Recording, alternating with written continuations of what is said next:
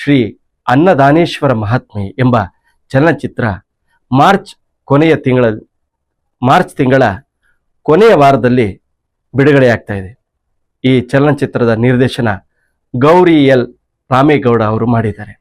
ಬಹಳ ಅದ್ಭುತವಾದಂಥ ಆಧ್ಯಾತ್ಮಿಕ ಚಿತ್ರವನ್ನ ನಾವು ನೋಡಲಿದ್ದೇವೆ. ಇದರಲ್ಲಿ ಒಂದು ಸಣ್ಣ ಪಾತ್ರ ಕೂಡ ನಾನು ಮಾಡಿದ್ದೀನಿ. ಅದು ನನಗೆ ಸಿಕ್ಕಿರುವಂಥ ಒಂದು ಪುಣ್ಯದ ಸಂದರ್ಭ.